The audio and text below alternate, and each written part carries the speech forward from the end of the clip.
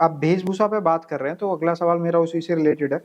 आपने एक ट्वीट किया, उसमें लिखा आपने कि दिल्ली मेट्रो में कुछ लड़कियां नंगी घूमकर स्वयं को महान सिद्ध कर रही हैं। हाँ। तो क्या तात्पर्य है? मतलब एक तरफ आप सनातन की बात करते हैं जहां हर किसी को स्वतंत्रता है अपने मनुसार कपड़े पहनने की, वहीं आप दूसरी तरफ इस तरीके की भाषा का इस्तेमाल करते हैं और टारगेट करते हैं कि छोटे कपड़े पहनना गलत है।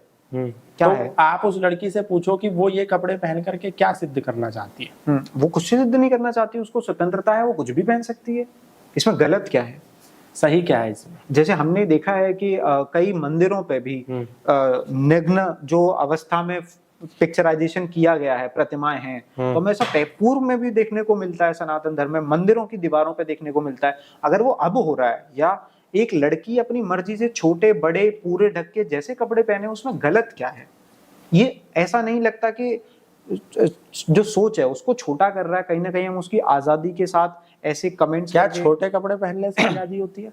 मगर लड़की अगर ऐसा मान रही है तो ऐसा हो सकता है। ऋषि दयानंद ने सबसे अधिक लड़कियों की आजादी के लिए काम किया। उनके काल में किसी भी लड़की को वेद मंत्र पढ़ना तो बहुत दूर की बात है, सुनने का भी अधिकार नहीं था। कोई लड़की विधवा हो जाए तो उसको उसके पति के साथ जला दिया जाता था।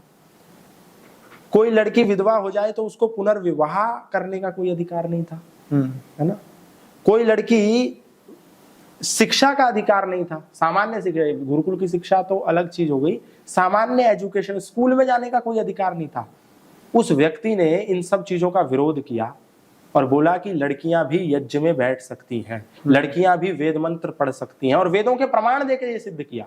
लड़कियां भी यज्ञ कर सकती हैं, लड़कियां भी वेद मंत्र सुन सकती हैं, लड़कियां भी वेदशाला में जा सकती हैं, लड़कियां यदि विधवा हो जाएं तो उनका पुनर्विवाह किया जा सकता है, लड़कियों को पति के साथ मरने के बाद नहीं जलाना है, यदि पति मर गया है तो उस विधवा को साथ में नहीं। ये आजादी है महिलाओं की, या छोटे कपड़े पहन करके अभद्रता प्रस्तुत करना एक आजादी है? बताइए आप। बट ये भी हो सकती है। क्या आपके घर में कोई वो जो लड़की थी, आपके घर की कोई लड़की या आपकी माता या आपका कोई परिवार की कोई महिला वैसे कपड़े पहन करके सार्वजनिक आपके साथ जाएगी तो क्या आप उससे सहमत होंगे? अगर उसको स्वयं लगता है कि वो सज्ज है इन चीजों में, उसको दिक्कत नहीं है, उसको मारो गोली। नहीं, आपको लगता है कि नहीं? हम समाज के ठेकेदार नहीं है तो कि हम जिम्मेदारी लें कि कौन व्यक्ति कैसे कपड़े पहनेगा। जैसे कि अगर अभी आपने देखा होगा साउथ में बुर्का पहनने पर भी एग्जाम देने पे रोक दिया गया था। तो मतलब एक तरफ कोई अगर पूरा ढका हुआ है उस पर भी हमें आपत्ति, एक तरफ अगर कोई छोटे कपड़े पहनता है उसके पीछे का कारण तो देखो। क्या कारण? कोई भी व्यक्ति आकर के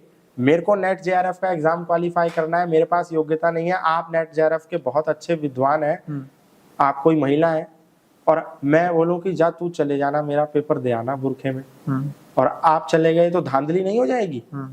पूरा बुरखा नहीं उतरवाया गया कि आपका फेस दिखे, जब पिक्चराइजेशन किया जाए सेंटर पे जाने के बाद तो आपका एटलीस्ट फेस तो दिखे। मगर उनके धर्म में मान्यता है ना कि पति के अलावा वो किसी को नहीं दिखा सकती हैं। ऐसा कुछ नहीं है। उर्फी जावेद कौन है? ये कौन से संप्रदाय? मियां खलीफा कौन से संप्रदाय? मैंने कहा यही तो आजादी है कि आदमी मानता है नहीं मानता, ये उसकी अपनी खुद का डिसीजन है, किसी समाज का नहीं ना भाई। आप जब एग्जाम देने जाते हैं और आपका कर्ण वेद संस्कार हो रखा है, कर्ण वेद संस्कार जानते हैं?